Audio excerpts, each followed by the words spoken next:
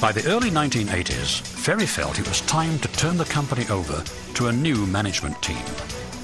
This group of designers and engineers began to explore new versions of the 911. They even started to experiment with four-wheel drive.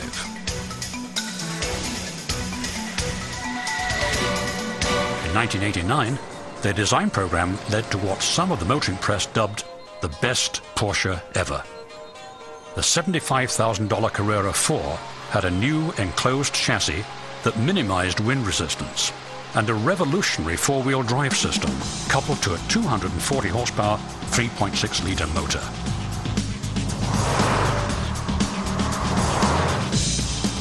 The aerodynamic body and undercarriage easily slid through the wind as the speedometer reached 160 miles per hour. While high-powered Porsches were revving up pulses, a smaller and inexpensive throwback to the early days of sports cars started to turn heads in 1989, the Mazda MX-5, or Miata, as it was known in the States. Mazda hit a nerve with this car. It was affordable, costing under $20,000, and fun to drive.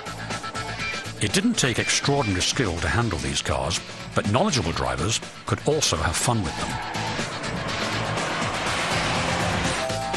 Miata fever spread. Soon, more fun little roadsters from several manufacturers appeared on the streets. It was a craze. Porsche's management decided they needed their own entry-level roadster. They came up with the Porsche 986, the Boxster. It was an instant hit. It was released in Europe in late 1996 and in the US at the LA Auto Show in January of 1997. The car's shape was inspired by the early Type 356 and the classic 550 Spyders. The heart of the Boxster is a six-cylinder Boxer engine. While it's mid-engined, the designers positioned it to make the car well-balanced yet agile.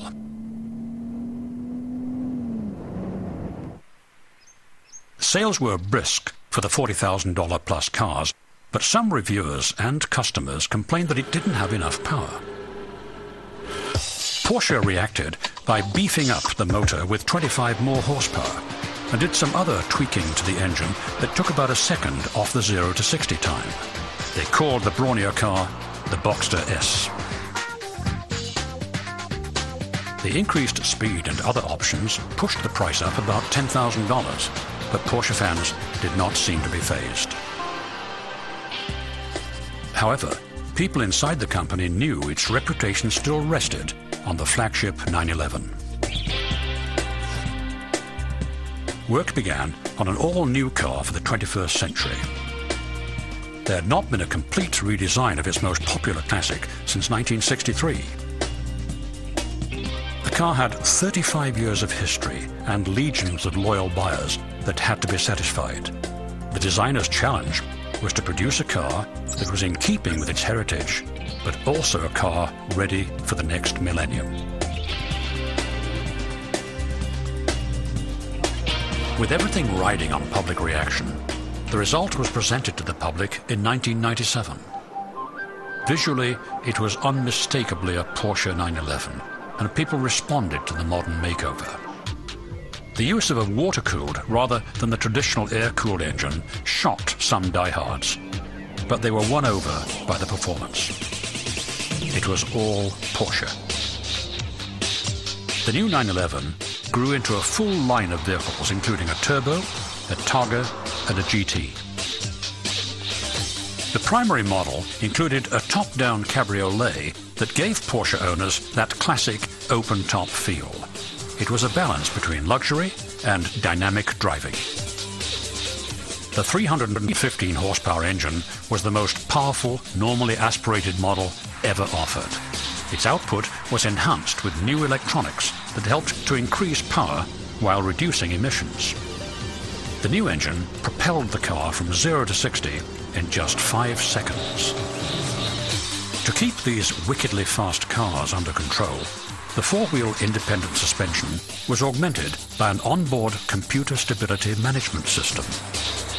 Loss of tyre grip at the front or rear triggers an automatic application of braking to individual wheels or alters engine power to keep things steady.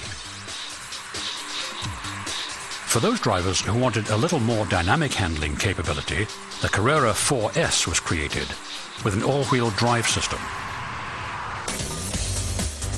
While the 911 was still the image leader, the company couldn't ignore the popularity of sports utility vehicles. And in 2003, the Cayenne, an SUV with a name taken from a hot chili pepper, joined the Porsche stable. Porsche said the spicy 450 horsepower vehicle was the first SUV that could truly be described as sporty. Its zesty V8 engine propelled it from 0 to 60 in a little over 5 seconds. The Cayenne brought Porsche a more rounded product lineup, a wider range for its fans to enjoy. Porsche won't just rely on an SUV to spice things up. There's a commitment to creating new, innovative and fast sports cars for Porsche fans. They have to, since for some owners, Porsche has become a way of life. Owners' clubs have sprouted up all over the world. Weekend rallies, performance driving schools and organized trips that take advantage of the car's capabilities have created an international Porsche community. Collectors may argue endlessly about which model is the ultimate expression of the Porsche heritage.